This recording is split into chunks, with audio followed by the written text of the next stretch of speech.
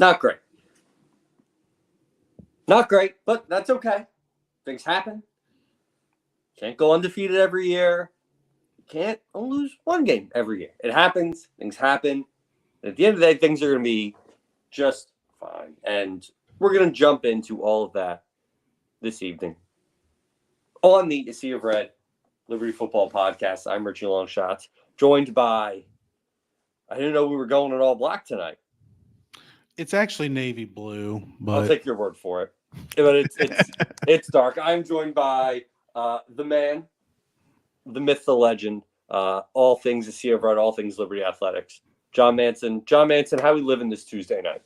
doing a lot better after last night's men's basketball season debut. Enjoyed watching the Flames and that new look roster get a nice, comfortable win over Valpo and win by 20. And that team looks good. Looks a lot different than they did last year. We needed that as just a collective, as a fan base, as just everyone to just kind of take a sigh of, all right, and listen, is again, we'll talk about it. It's football season, not what it was expected, but it's nice to know we have another sport to look forward to, another sport to follow as we move through the calendar year. But Jacksonville State Wednesday, was it? Thursday? Yeah, Wednesday. Last Wednesday night, lost 31-21. Real high-scoring game first quarter. Both teams came out just rocking. Liberty scoring on its opening possession. Jacksonville State turning around, scoring 74, 75-yard touchdown run. I don't remember what the exact number was. But you kind of had that feeling in the beginning, this is going to be a heavyweight bout. This is going to be both teams coming out, throwing haymakers, scoring points. Things kind of settled down a little bit to close out the first quarter and then into the rest of the half and then into the second half. But at the end of the day, Liberty came up short. It's probably the best team we're going to play all year. Might be a hot take. Yeah, I mean, it could be. I think to this point they probably are. Western Kentucky might have something to say with that here in a few weeks, but we'll see. Yeah, I mean, Jacksonville State's obviously a good team. We'll talk about it more in just a minute. You got breaking news coming through there on your phone, I think, huh? Yeah, Morgan Riley on my fantasy hockey team just scored, so we're gonna mute that. We're gonna mute the alerts. I should have just been like Trump won Ohio and just really messed with the fans. Yeah. It's a fun night, but no. Anyways, Jacksonville State's a really good team. We'll talk more about the Conference USA championship race and picture in just a minute. But they're kind of in the catbird seat, driver's seat right now with that, with getting a big win at Liberty. But we couldn't stop their run game. They rushed for almost 400 yards. Running back had over 204 touchdowns. Their quarterback, who was questionable and had a knee injury, I think some chatter around Liberty circles that he might not was going to play last week, but he did get to go and he looked good. They're a tough team, and it really came down a game like that. Came down to just a few plays, right? You think about that 4th and 1, with about 5 minutes left down in the red zone. It was a little bit of miscommunication between the coaching staff and the players. The Liberty was trying to get them to jump off sides, and that message did not get clearly communicated to the entire team, including the center Aaron Fenimore, who snapped the ball, and most of the rest of the team wasn't expecting the ball to be snapped, and the rest is history there. And then even after that, Liberty still got the ball back with a chance to go down and score. Yeah. But Caden, throws that interception, and that would have been a tough drive anyways, because you took over inside your own 10, and it's down like 90 yards. Minutes. Yeah. It'd be tough. You only needed a field goal, I believe. Isn't that correct? The way the score was to tie it, but. But you had a shot coming down to make field goal to make it a 7-point game and missed it. So it really and this game is much different than the Kennesaw State game, right? Losing to a winless team when you were undefeated, that stings. You're a 20+ point favorite in that game. Liberty opened as a slight underdog against the Gamecocks, but I think closed at like 3.5 point favorite. So I mean, it was kind of a toss-up game. Being at home, you kind of get a couple points, and unfortunately, it didn't go our way. But it's disappointing. I mean, as you see on the graphic here, Yeah. Liberty just consecutive games for the first time, in 2 years. So we've done a lot of things here the last couple of weeks for the first time in 2 years, for the first time under Coach Chadwell. But um, it's frustrating. I don't know what else to say. I mean, I guess as we move forward, we can talk about Conference USA as a whole, but you still have a path to Absolutely. championship game. Yeah. Right now, it's hard to really think about that because I feel like this team, as we've shown the last 2 weeks, and really as we've shown through the first 7 games of the season, we could beat everybody left on the schedule, but we could also lose to Yeah. anybody left on the schedule. So it's difficult. We'll see what happens Saturday at Middle Tennessee. I will be there. Looking forward to going there. I've already purchased plane tickets to go to Sam Houston game. Did that before these last 2 losses, but hey, we're going to be there, and it's going to be a fun time. But hey, Richie, we're looking for bowl eligibility. We've been stuck on 5 wins. We need 2 more. We need 1 more win. We've had 2 losses when trying to get bowl eligibility. But hey, we will celebrate that as a checkpoint when and if it comes, which I certainly do think it will be coming here soon. And it is something to celebrate. You look at the bowl game streak that we have going, has to be near the top of bowl game streaks in the country. Definitely probably in the top 30 or 40. And I think we're all at the point where we know we're not going to the playoffs. And our goal is to win the Conference USA Championship, win a bowl game. Before you do that, got to get bowl eligible. So people, why are you celebrating a bowl game? No, I will celebrate a bowl game every year forever, because for years we watched just hoping to make FCS playoffs. So I will always celebrate bowl eligibility. There were people out there that will go, "This is stupid. Why are you celebrating bowl eligibility?" But I don't care. Get me to Myrtle Beach in December in a pool. I'm in. So I think it will come. I think I've used the term, this is a get right game every single week post Campbell, but this might be it. Eventually I'm going to be right. Well, and one of the things, I talked about with you and on the podcast, I think last week, was like at the end of that Kennesaw State game, I was like, maybe this is just who we are, right? Yeah. I think we're starting to come to the realization that this year we're just not the same team that we were last year. Obviously. And we saw that in 2021 coming off of 2020 sure, success. That's a good so point. It's like, it's not the craziest thing in the world to have a team kind of take a dip of what they were the previous year. It's tough to have 18 to 22-year-olds keep that same success up without any bit of faltering. Well, and this statement is not to take away from the frustration that we're all feeling. We all feel that right now, right? It's disappointing. We get accused of being rah-rah too much. Yeah. Well, I'm an optimist by nature, so I try to look at the positive things, the bright side of things. I mean, we can sit here and wallow in our misery, or we can try to pick out the positives from it. And one thing that I'd like to say is that, like, this team was set up for nothing but failure, right? Coming into the year, the expectations were, right or wrong, to go undefeated. And, that's due to the team's success last year. And you got a lot of those key faces back again this year, but those were the expectations. So anything short of that was going to be not meeting the bar. And, to play with that weight, this team, this coaching staff, to play with that weight on their shoulders all season, it's all off season, I think it's really taken a toll. But, we are where we are. Hopefully they got 10, 11 days off before this game Saturday at Middle Tennessee. And hopefully they've had a chance, I feel like I said this last week, but hopefully they had a chance to kind of take a deep breath, say, hey, we're not where we want to be, but we still have a chance to play for a conference championship. We still have a chance to make it to a bowl game, and hopefully they can take care of business against Middle Tennessee Saturday.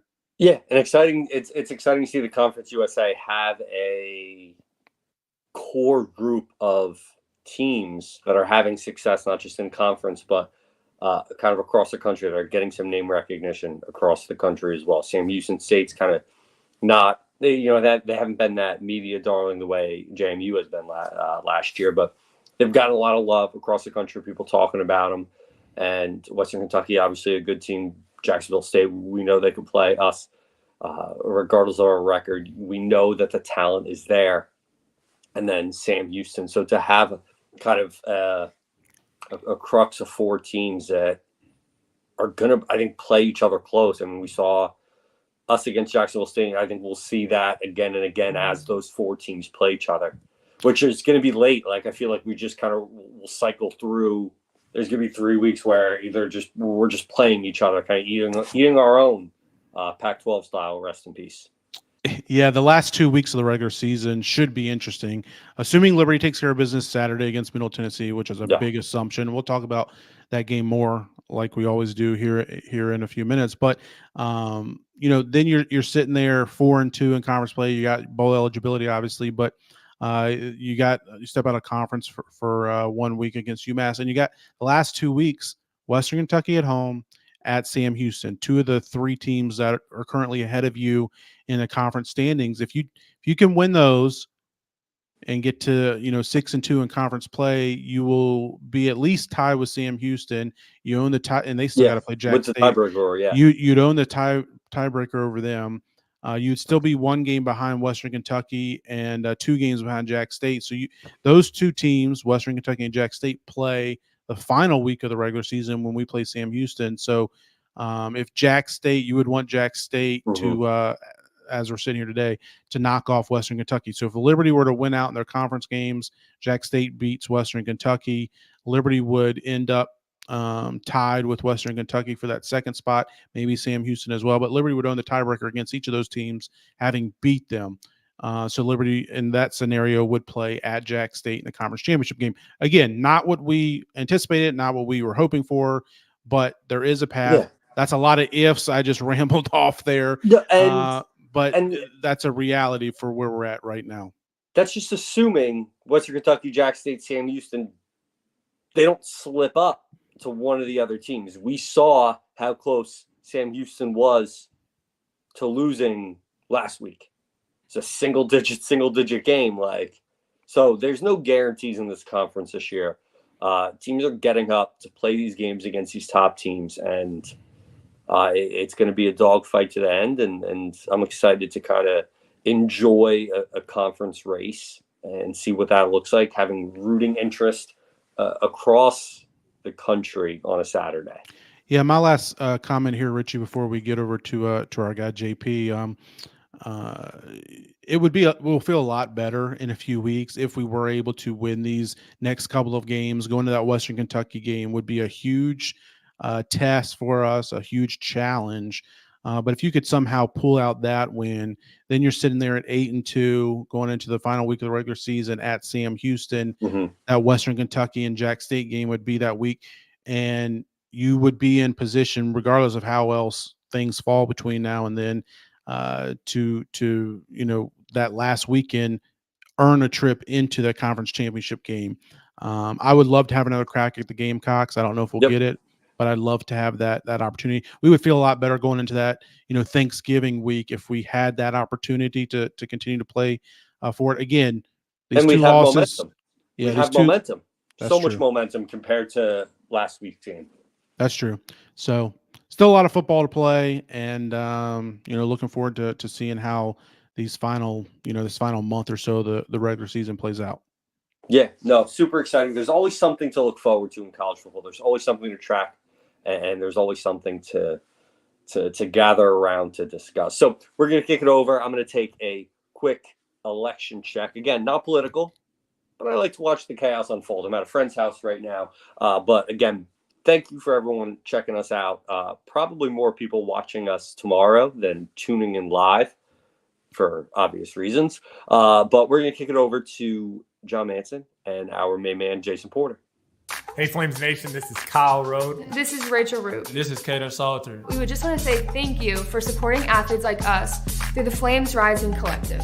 The Flames Rising Collective is a registered 501c3, providing opportunities for student athletes to use their name, image, and likeness while serving our local community. 100% of everything contributed to the collective will go directly to creating name, image, and likeness opportunities for Liberty student athletes. Help us be champions for Christ and champions on the field. Flames. We are back. Jason Porter is with us, as well as Liberty tight end Austin Henderson. JP, start with you. How are you doing? You getting a nice little break from the election night coverage here on this Tuesday night? There's an election going on? I didn't know. Yeah, doing great tonight, John. It's good to be with you as always. Yeah, no doubt. Austin, how about you, man? How are you doing? I know you're a little banged up and missed the game last week, but how are things going for you? You guys had a little bit of a break, couple extra days to prepare for the next game. Yes, sir. I'm doing great, healing up, and just taking it day by day. So it's been good, but yeah, the election's the topic right now for sure. But we're tuned in and ready for this next week for sure. So Austin, I know you guys got the day off today. I believe Coach wanted to encourage the team to get out and to vote as much as possible. Take us through the last few days through today. What is like having a day off? Did you guys have meetings or anything like that? And how was the weekend? It was great. We did. Yes, sir. We did have the day off, encouraged some voting and stuff. So today was a true day off. We got to have brunch. They fed us brunch, and then the rest of the day is just kind of handle schoolwork, do that business, and then get out and vote. So we did that. Sunday, we had practice on Sunday to kind of make sure we didn't lose a day with this day off for the voting and everything. And then yesterday we had a good practice. So, yeah, just ready to keep the week schedule normal from now on. And tomorrow I got a good day of practice ahead of us and just preparing for MTSU and ready to get after them and go get a win down in my hometown, actually. So, yeah. Yeah, so quick sidebar here, Austin. I wasn't going to ask you that, but how many friends and family do you have coming Saturday? I will say I had a lot more, but we'll see how many now. I don't know. Probably, I don't know. It would have been a lot. It would have been a lot, and it still might be a lot. But it got a good amount of people that I know down there. So there was almost 100 last time I talked. So yeah, it's good. A lot of family, and then so awesome. Gotta get it done. Yeah, no doubt. Austin, take us back through that. I think didn't you live in a different? You moved to Tennessee kind of later in high school. Is that correct? Take us back through your last few years of pre-Liberty, I guess. Yeah, so I moved to Tennessee when I was 8 years old. Actually, grew up in Murfreesboro, okay. So I grew up kind of going to MTSU games and everything. And they've always, been a program. I'll just say it at that. But and so grew up with that. Then I moved to Nashville for high school, and then went to University of Minnesota for a year and a half and played ball there. And then I transferred to Liberty. So been here. This is my third season here at Liberty, and loved every step of the way and every season we've got to walk through here. So. It's exciting that we're getting to go back to the home stomping grounds a little bit where I grew up, and it's fun to see and excited for our team to go down there and get a dominant win. So, yeah. Yeah, Austin, John mentioned you were dinged up this last weekend. Don't know how many of our people might have known that and had to sit for the ball game. But going back over Jacksonville State ball game, man, there were a lot of guys on the sideline injured, especially on the offensive side of the ball. Looking for some of those guys, hopefully, to continue to heal, getting some treatment in with a few more off days and getting back into this Saturday rhythm and schedule. But from your side of the fence, sitting out a game on the IR, if you will, what did you see from the ball game? How did you see the game a little bit different, and what was your responsibility not being able to play last week? Yeah, I mean, I just try to embrace whatever role God has for me. And I know in this past game it was to be a cheerleader, be a teammate on the sidelines, cheer my guys on. I hope that, I was in a boot, but I hope that people saw the energy and saw my passion for this team. And I care very much about what we got going on and our brotherhood that we have. And I got to see that. I think that we in this past game, I felt it more than I have all season, of the guys really coming together. Obviously, it wasn't the outcome that we wanted or fought for, but I think I agree with Coach Chabot that we did come together and play together as one more than we have all season. And we got to continue to grow off that. We got to continue to stack. And I can't wait to see what the guys do this upcoming week. And just gotta get it done. And at the end of the day, like if we play together, if we do it as one, the outcome, the scoreboard hopefully reflects that. But if it doesn't, then we can be confident that we did that. So yeah, it was fun. It always sucks, but you try to look at the positive, fun in the sense to be able to cheer the guys on and just be an encourager out there on the sideline. So yeah. We talked with Q Reese about it a little bit over a week ago in our last podcast, just about the disappointment coming off the loss to Kennesaw and just the locker room and how you guys were dealing with that. Then now a week plus later, coming off two losses, a tough game, you lose to Jax State at home. What's the mentality in the locker room? Haven't had a chance to talk to many of the players since the end of the game. How are the guys coming together and working together to try to get over the hump here in the next contest?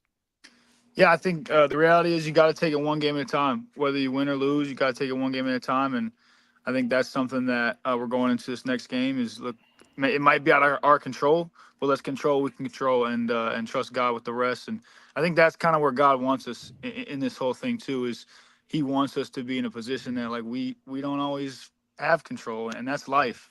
And so we got to grow from that and take these life lessons that we're learning in football, because it's so much bigger than football. But we got to take these life lessons that we're learning in football and just continue to grow as a team. And so that's something is, each game we got to have that 1-0 mentality. We're going to go in there. They want to give us our best. We want to give them they want to give us their best. We want to give them our best.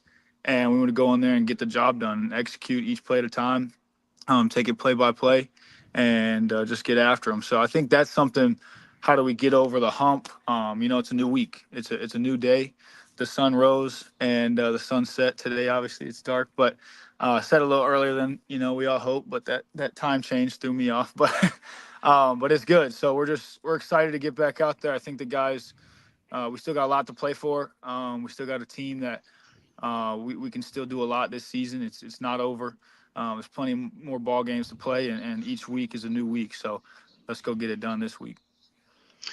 Austin, John, Rich, you were talking about how last year kind of set up such huge expectations for this year. On the defensive side of the ball, numbers are down a little bit in some different categories. But I was thinking about you guys on the offensive side of the ball. How invaluable is it for you guys as an offensive unit to step on that field every day and do battle with a defense that's as strong as the Flames defense is? How much kind of iron sharpening iron, how much better do those guys make you guys as an offensive unit?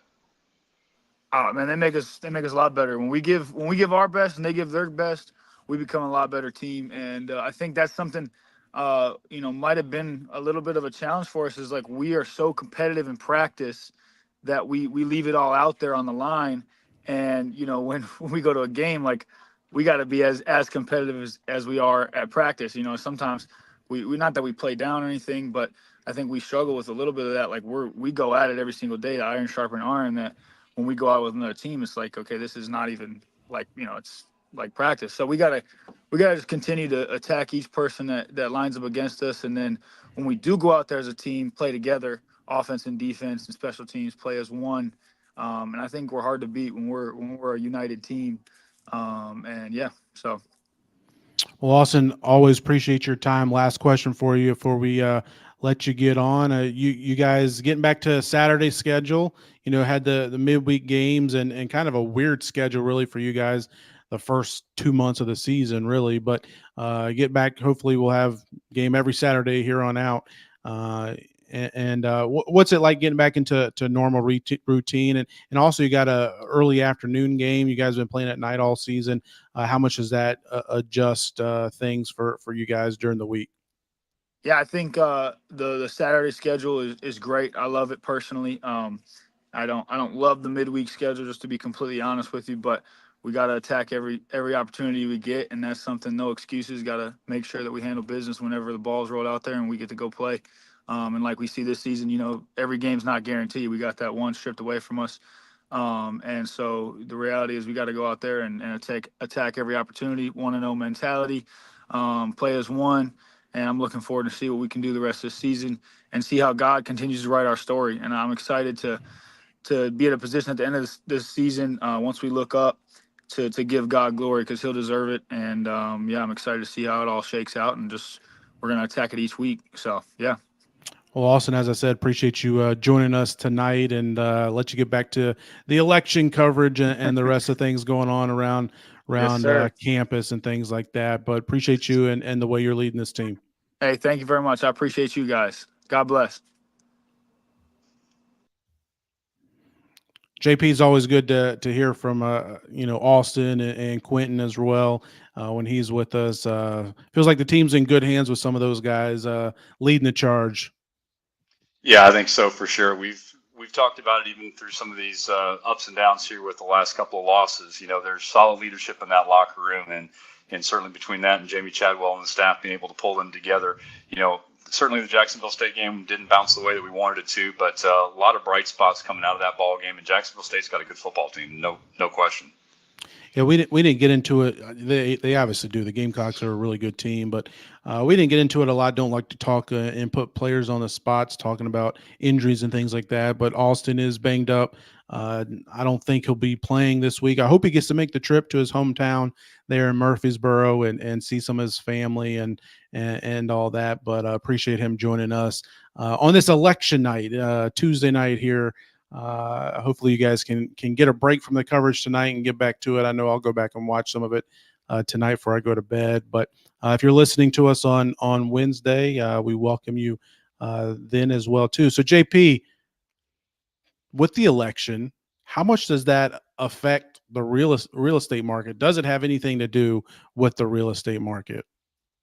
Yeah, I think it's definitely one of those questions that kind of depends on which side of the real estate market you're talking about. There's no question that it does have an effect as much as anything too. This is a seasonally typically a little bit of a slower time right now as well, going into the holiday season, so things begin to slow down. But really, it's a little bit of a marked difference between residential and commercial. And what I mean by that is on the commercial side, I've got a lot of clients that just kind of have money sitting on the sidelines that are waiting to see how the election results pan out, because there's obviously some tax implications and policy differences between the two.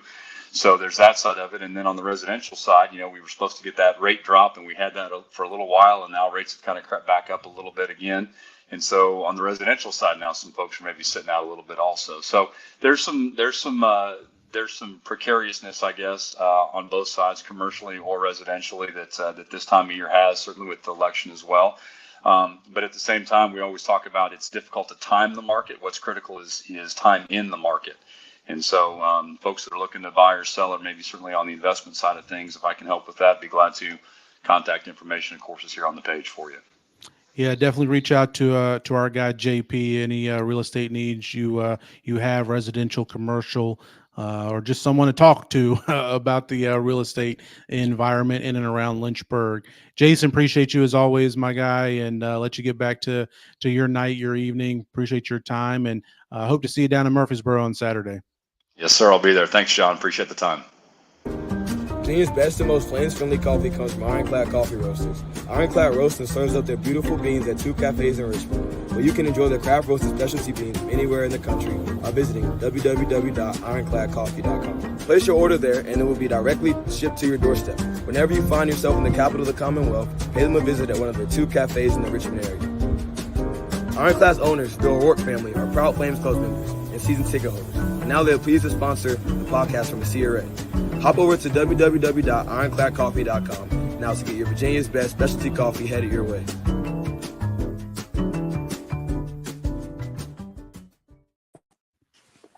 We're back. Ironclad Coffee, open in Lynchburg, end of the month? Yeah, they're supposed to open up here in the next couple of weeks. So, if you're in town for a football game, the Western Kentucky game here in a couple Saturdays, or a basketball game, be sure to check them out near campus, right over there, close to Thomas Road, over I don't know, near Wasabi, if you know where that's at, in that shopping center. I don't know where that is. When I go to Lynchburg, it's downtown, campus, downtown. Just no. Sure, I'll take your word for it. Tonight's the kind of night, though, I feel like we could all use some Ironclad coffee. It's going to be a late night. Me, not political. It is what it is. But I'm going to try to say Ironclad coffee would help. But you mentioned earlier, John, we're back on Saturdays. Very excited. Not excited. My wife goes, we're going to my parents' house Saturday at 2:00 for my mother-in-law's birthday. And I'm just in that vibe of weekday games. And I went, yep, not a problem. Wait a second. We're playing Saturdays again.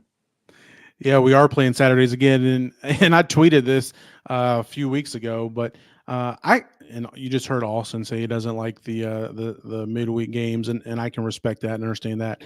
I kind of enjoy the break. It's nice to have a little bit of a break, have, the weekend free and open, because typically from late August until December, Saturdays are a no-go. And then, that's just how it is. But we got a ton. My wife and I and the family got a ton done around the house over the weekend, and still got a chance to watch a lot of football. So I kind of enjoy the break. I know that may be a little bit of a controversial take, but I enjoy it. But I'm also glad, Saturdays are nice too. I like to get back to the Saturday games too, because they're easier to get to. I mean, it's a lot easier for me to get to Middle Tennessee game Saturday with it being on a Saturday, whereas a Kennesaw game on a Wednesday night's more challenging to travel to. But yeah, we got the Blue Raiders on Saturday afternoon. It's a team that's playing pretty good, relatively speaking. I mean, they picked up their first road win of the season last week at UTEP. A game I thought the Miners were going to win. I was watching some of that Saturday. They were playing on Saturday, so out in El Paso, but they were able to pull out the win, and they'll have some confidence. They're still playing for bowl eligibility, right? I mean, and they got a bye week coming up, so they only got 3 games left. So they're looking at this game as a key game for them to get to bowl eligibility in Derek Mason's first year as head coach. After this, they've got FIU and New Mexico State, I believe, both winnable games. Yeah. And if they can win these next 3 games, that they'll go into the offseason feeling really good with a bowl trip under their head coaches, in his first year. Yeah, that's another head coach that has P4 experience. So obviously he knows how to coach. He's coached against Alabama. He's coaching against Nick Saban before. I do want to say it is nice to see a player to watch that is not a running back. Yeah, or a kicker. Yes. We had that 2 weeks ago with Kennesaw State and a running back last week. It'll be interesting. And Nick Vadiato is their quarterback. He's one of the more proven quarterbacks in Conference USA, at least coming into the season. I liked them a lot last year. I was high on them last year. Yeah, and they gave us a run for our money in Lynchburg on a midweek last week. I think that was a game after the Jax State game, if I recall correctly. But we won 42-35, a bit of a shootout. And Vadiato just threw the ball all over the field against us, and he's been able to do that some this year as well too. Amari Kelly is his top target, and they pass first, second, and third, and like to sling the ball all over the field, and their defense has been playing a lot better so far this season too under Coach Mason, former Vanderbilt coach. So he's been there just up the road in Nashville, so he's familiar with that area, and like they had a tough early part of the schedule. I mean, you look at their record at 3-6. I mean, they played a couple SEC teams. They played Western Kentucky already early. I think they also played Memphis, if I recall correctly. Duke was also on their schedule. They've had a tough schedule. So, no, they're not competing for a conference championship. No, they're not, going to turn anybody's heads by how good they are. But they're a respectable Conference USA team. It's playing with some confidence, and don't let that 3-6 record fool you. And hey, for Liberty, we shouldn't let anybody's record, or we saw what happened a couple weeks ago. We just need to win. I don't care who we're playing. We need to come out play and play our game and hope for the best. Yeah, no, definitely. Like I mentioned earlier, they have momentum. They have something to play for. They're looking at that schedule. This is their game. If they win this game, they're going to be confident that they could go and get bowl eligibility, which would be massive for a team like that. Players to watch. Corey Jones, I said that right?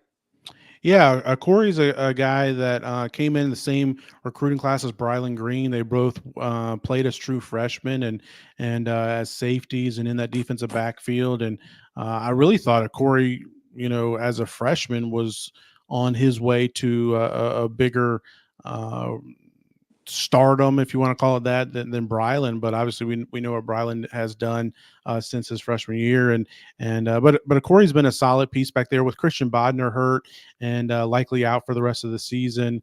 I shouldn't say hurt; he's got an illness that he's trying to overcome. But with him out for the rest of the season, Corey Jones playing time continues to increase, and going up against a pass happy offense like Middle Tennessee and their quarterback Vadiato, you're going to need your defensive back to play well, your defensive backfield. And Jones is a guy that's played well the last couple of weeks, and we'll need him to play good again on Saturday. And Elijah Canyon's the other guy that we've got here as a player to watch on the offensive side of the ball. Wide receiver, had a good game last week against Jax State, led the team in receptions. And we're banged up at receiver, right? I mean, Reese Smith continues to be out. Trayon Sibley might be a game-time decision. I think we'll get Mobley back hopefully this week, Tyson Mobley. But we're banged up there. And hopefully Canyon and Salter can continue that chemistry and build off of that, because we need to get the passing game going. Yeah. He's a big body wide receiver. Like, he's got that, you're in the red zone, get him the ball. He made a couple of great catches. Took him a little bit. I know he had some high expectations coming in the season from Purdue. Yeah, he transferred from Purdue. I know what I'm talking about. Yeah, you do. And he began his career at Auburn. Yep. So he was down there and a highly rated kid. He looks the part. He's long, 6'4", 6'5". You were joking about, maybe we need to get Owen Aquino over there to play wide receiver. We might, typically I would say we need a guy like Elijah Canyon over there on the hardwood for Coach McKay. But, he's got that type of frame. He could easily be a tight end, but hopefully he's again getting into that routine and rhythm and consistency with and being on the same page with number 7. Exactly. That's one of those things that's going to take time. We've had, as you mentioned, injuries at wide receiver, a lot of question marks. We said that going into this season, that wide receiver was going to be a question mark. It was last year, and CJ Daniels turned out to be a superstar. And we're still waiting to see that continuity. It really haven't had an opportunity for continuity. I do think the key to this game is going to be turnovers. Going to need to get the Joker mask out. Last year we led the nation in turnovers, right? That's such a difficult stat to replicate. To come in and say, hey, we're going to do the same thing again, because there is a bit of luck when it comes to turnovers, but a team that's going to throw the ball. I like our secondary. I feel pretty good. I've said this quite a few times. Eventually I'm going to be right, but I'm hopeful. Yeah.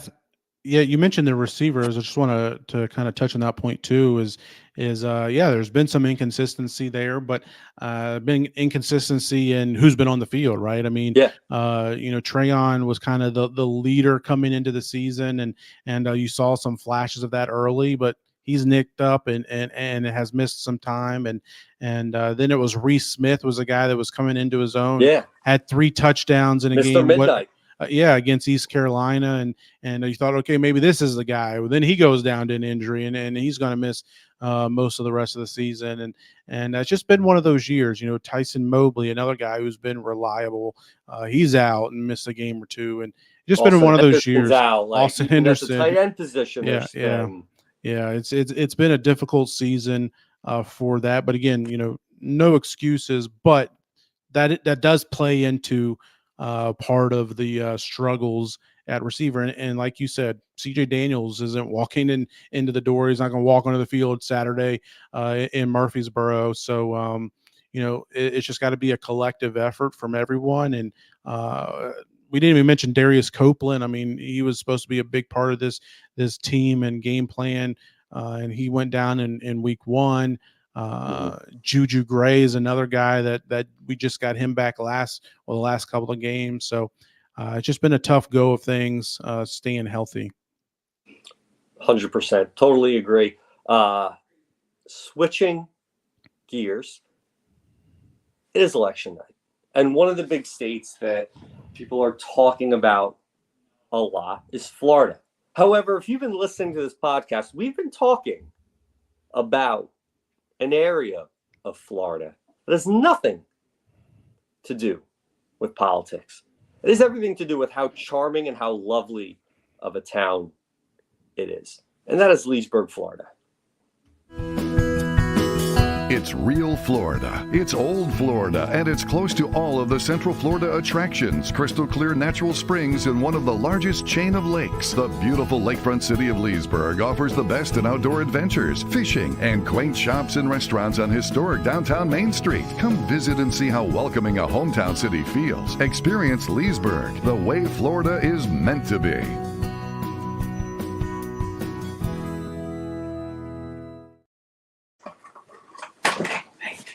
I have Central Michigan. I got a dog in the shot. I got Central Michigan plus 14.5 right now. They needed to score a touchdown to cover at some point. I know it's early, but 9-7.5. I'll take it. Okay. It's action. We've transitioned from Conference USA, weeknights in October, and now it's Maction. Big Maction guy. Maction has been a staple on social media for a few years now, but joined by the man, CT, Cash and Tickets. And we're going to talk a little bit about college football, a little bit about Conference USA, a little bit about some games across the country, and at the same time, give you some insight. Fade us, don't fade us. And we'll kick things off with our Flames. Liberty 10.5-point favorites against Middle Tennessee State. Over under 54. This line opened at 9.5. I was kind of surprised by that. And is even with Liberty's struggles the last few weeks, people are betting on Liberty, which is interesting to see. CT thoughts? Keep on giving me the under. Just keep taking Liberty unders. Yeah. I continue to hope for something different. But I would say, the under. I mean, I struggle to see Middle Tennessee scoring a ton as well. So, I mean, even if this is a 30-20 game or something like that, it's still under. Yeah. So, I mean, we're going to be running the ball. It's going to be chewing time off the clock. So I do agree under there. Point spread could go either way. Yeah, we could win by 21. We could win by 3. We could lose. Who knows? So the one game that we covered this year was on a Saturday. So we're back to Saturday. That's right. So. That was homecoming. Yeah. It was homecoming cover for the alumni. But how many people were there with the rain delay? So it's very true as well. Another Saturday game because we're back in the Saturday lifestyle. Kennesaw heading to UTEP. UTEP only a 4-point favorite, over under 42 points. Not a lot of points. Kennesaw frisky. Both of them fighting kind of like Kennesaw. Yep, exactly. They're both fighting for win number 2 on the season. So a bit of a battle there in a way, for pride, if nothing else. I mean, to be fair, it's probably one of the closer spreads of the Conference USA season. So, I mean, it is a battle, even if it's the bottom feeders per se. I mean, if anything, I almost like points in this one. I think both offensives are starting to figure things out a little bit. If both of them can get 3 touchdowns on the board against okay defenses, then we're cashing that. So, I kind of lean the over in it. Kennesaw's feeling themselves a little bit. Beating Liberty, playing Sam Houston close, right? It was Sam Houston? Yeah. Yep. Yeah. Playing Sam Houston close. They're feeling themselves.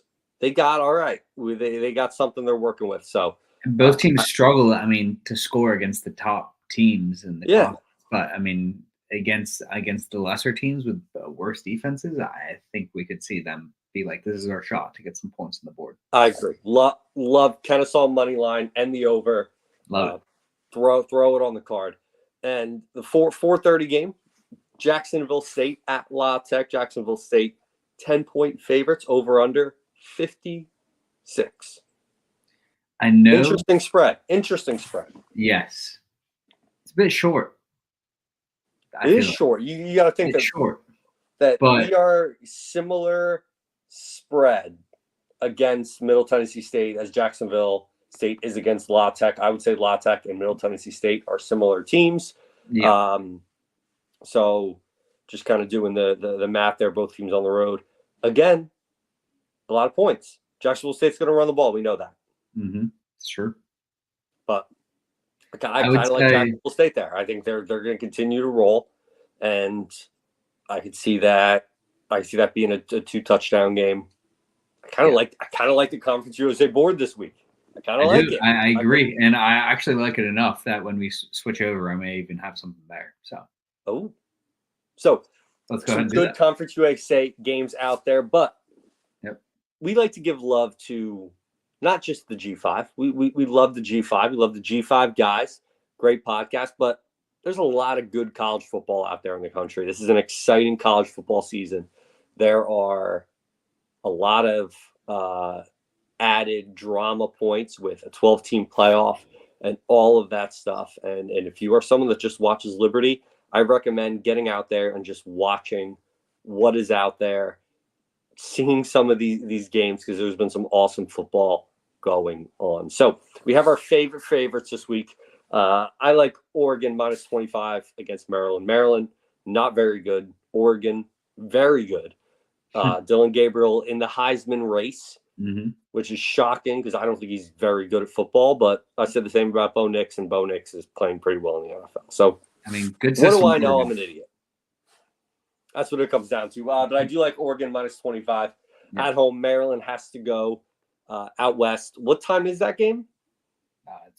It's probably late. I could look it up for you real quick. It's going to be. It's a late game. Yeah. So I think Oregon can win that game by 4 touchdowns. They've kind of come off. It's actually only 7. What time is it? 7. Okay, so 4:00 Maryland time. But they're coming off big wins against Michigan, big win against Ohio State. I still think this is a lot of teams. A lot of people would say, "Hey, this is just this is a letdown spot." No. Lanning is a phenomenal coach, maybe one of the best coaches, probably number 2 coach in the country behind Kirby Smart. And I would say that he's not going to let that happen. I'd love to see the stats of Oregon coming off big games. I remember last year when they lost to Washington, I feel like they came out the next week and just rolled whoever they played. I know they won last week, but still coming off a big game. So big believer in Oregon this week. Yep, absolutely love that. No questions, no doubts. Maryland having to travel to the West Coast, I don't think bodes well for them either. So I am going to Conference USA for this one. I like the spread enough that I had to go back to it. So give me Jacksonville State minus 10 at La Tech, like we just talked about. Honestly, alt minus 27.5 or something like that. I mean, Louisiana Tech has an awful run defenses. Probably one of the worst in the country. Definitely probably one of the worst in Conference USA as well. So I think Jacksonville State runs all over them. I will say, little caveat is that I feel like on this podcast, we have struggled at times this season overreacting to results against Liberty. So that is the one maybe hesitation there. But Jacksonville State has been doing that to everybody. They're one of the leading teams. They're doing, and I mean, not to talk about the game too much, but they're doing to teams what we did last year to teams with the running game. So I think it continues. I don't see how Louisiana Tech stops them at all. The only thing that I think could impact the spread is if Louisiana Tech is able to get some points up on the board, but I don't see them getting any stops. One of those, if you can avoid them scoring 17 points, you should be just fine. Upset alert. Upset alert. I'll start it off. LSU. I was at this. I was at the flip game last year. I was at Alabama last year for this. Incredible atmosphere. I can imagine. I am going to take LSU at home, and another insane atmosphere down in Baton Rouge, Death Valley. LSU money line plus 125. I think again in these spots, take the home team every single time. Yeah, it's been working for me all season, especially in the SEC. So I'm going to keep on riding with that. So LSU to deal Alabama, their third loss of the season.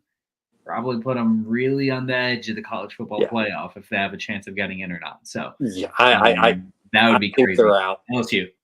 Yeah, no, I think Alabama won their Super Bowl when they beat Georgia, and that was it. That was the win that they needed. You see sometimes in college football where teams win that marquee game in the middle of the season, they rest their laurels on it. And I'm not a believer in Garrett Neuheisen. What's his name? The quarterback. Yeah, Garrett, whatever his name is. Don't love him. So not for me. I like Missouri. Missouri came into the season with a lot of expectations. Oklahoma, I just think, is a dead team. They got embarrassed by Texas. That was their Super Bowl. Venables might be dead coach walking. I don't care. Yeah, the game's at Missouri. Sneaky tough place to play. But, yeah, I like Missouri in this spot for sure. Points. We all love points. It's college football. It's where points take place. You see games in the hundreds. You see games in the 80s and 90s like it's nothing. USC Vandy over 45.5. We've talked about Diego Pavia probably more than any other non-Liberty player ever on this podcast. And it turns out we were right. We were justified in talking about it because what a baller. He should just buy a house in Nashville now and he can live the rest of his life. Just selling cars, doing whatever he wants. Some NFL team will give him a shot just because he's electric. USC just made a switch at quarterback. That's always, you're going to get a little boost there. So 45.5 is not a lot of points. No. That's a kind of a random non-conference game at the beginning of November. Well, I should have marked it down. I just was typing this in quick. It's South Carolina. It's a conference game. Oh, that's right, South Carolina. Yeah. No, it is not Southern Cal. Yeah, I gave you this pick. I just saw USC and I got excited. No, right when I saw USC, I was like, wait a second. Sneaky team. Beat Texas A&M last week. Just anytime you give me two SEC teams with an over/under 45.5, I'm going to take the over. I don't care who it is. I don't care who's involved. I don't care if they're playing the game on Pluto. Give me the over. I respect it. I will say my only hesitation with that one is both offenses play very similar this year. Yeah. Almost Service Academy-like. And both defenses have done pretty good against those. Like example, you saw what South Carolina did to A&M last week with their mobile quarterback. So there is a chance maybe this turns into a Service Academy type game. If so, okay, it could go under, but I'm rooting for you, and I fully support you as always. So I appreciate that. If you're listening, you should take the under. I will. I'll go West, New Mexico, San Diego State over 66.5. We took a New Mexico game the other week. That total was 78.5 or something like that. And that's sort over. Had 90 something points, I think. And New Mexico games have just been flying over across the board. San Diego State on the other side, they play very fast. Not good enough for playing very fast, but they do anyway. Anyways, it's college football though. Just who cares? We're playing fast. So I think it's a great matchup to be able to get those points. I think in New Mexico they'll put up 40. And it's just a matter of can San Diego State put up 20 something on their own, and I think they can. So give me that over 66.5. Get some points. And we love points. Game of the week: Georgia against Lane and Ole Miss. Georgia 2.5-point favorites. Over under 55. Again, two SEC teams.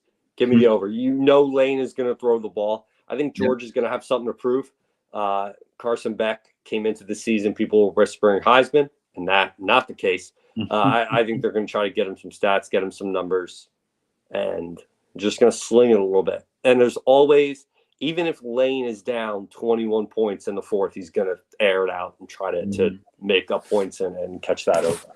Yeah, some are calling him Carson Cavender now at this point. So here's what I'll say on this game. It's something that just like last week, we both were on Ohio State because we needed to see James Franklin actually show up in a big game.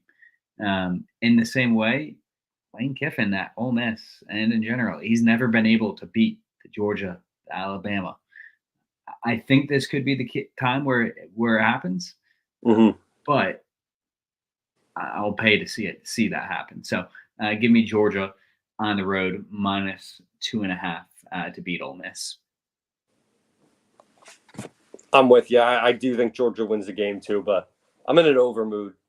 I'm back watching college football on Saturdays. Saturdays have become my yard work days, especially for some of the early games and just getting caught up in life stuff. But now that I'm settled in, I think November's the time I can lock in and win some bets. But CT, thank you as always. I like getting to just chat about college football. You have way more insight than I do. You have the numbers. You know what you're talking about. And if you're interested in this, you do. You do. You make me believe. And if you're someone that wants to learn a little bit more about this whole gambling thing and you're investing and you want to just take the plunge, or you've already been gambling and you know what you feel like your luck, it's as up and down as trying to track the selection. But Better Bettors Coaching is here to change that. They specialize in transforming sports betting into a smarter, more profitable experience. With personalized coaching focused on smart bankroll management, disciplined betting habits, and data-driven strategies, they tailor everything to fit your goals. Head over to bettersbettercoaching.com and sign up for your complimentary call today. Better Bettors Coaching. With the right coaching, winning consistently isn't a gamble. Welcome back, John Manson. I didn't get the memo everyone was wearing black tonight. So I'm just going to zip my close enough. hoodie up. Shout out Kyle. Hey, as one coach said previously, wearing black to the other team's funeral. Yeah, that was weird. Yeah. Who was that again? That was actually a guy that's currently on Liberty's staff in the 2020 Cure Bowl. What a game that was. Liberty got the dub in that one. That was a great game. I think that was the game that Chad and I discovered Mr. Long Shots. I was tweeting out videos of me. It was hilarious. Yeah, it was. And then the most hilarious thing was Chad saying we should get this guy on the podcast. And I was like, I'm not sure about this. Make sure you're on that mute button, quickly. People can change. Yeah. People can change. But Saturday, we're back. Middle Tennessee State. Closing thoughts so we can get back to that thrilling election coverage. Yeah, so thrilling. No, I'm looking forward to the game. I think it's a little bit of rain, chance for a little bit of rain. So we got to keep that in mind. That should for us. I agree. That should help Liberty. Being the more run heavy team compared to Middle Tennessee, who likes to pass the ball. But I think it's a chance for Liberty to get out here and lick some wounds and feel a little bit better about themselves and get back in the win column. I mean, we're about a 9.5, 10-point favorite, as you guys were just talking about. And, that doesn't really mean anything. We've been favorites the last 2 weeks and lost, but, I think this team, still has that fight in them. And I think we'll see that on Saturday. CT, thoughts? Yeah, I'm very hopeful as well. I mean, it's a matter of actually seeing it, seeing us turn the corner, but very hopeful now that we're out of just the weekday rut, we could call it, whatever the slump, whatever it may be. Just see this team get back on track. Very hopeful for them to turn it around. And in theory, they still have a chance to be able to, rattle off a few wins, beat Western Kentucky, beat Sam Houston, and maybe if the results fall right, you're playing in a conference championship game. So it starts with getting this win at Middle Tennessee. Yeah, I love the phrase that you use, turn the corner.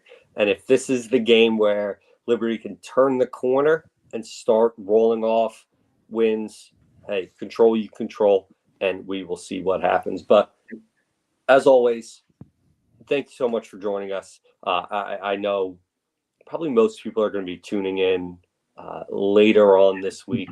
But as always, thank you. Subscribe to whichever platform you are checking us out on, and enjoy the rest of your week. Enjoy tonight. The sun will rise no matter what happens tonight. Everything will be okay. I almost tweeted out after we lost last week. I said, it can't be as worse as what some of you will feel Tuesday night of next week, but I didn't, so I'll say it now. But it is what it is. And as always, stay hydrated, stay blessed, stay fly, go Flames. Thank you.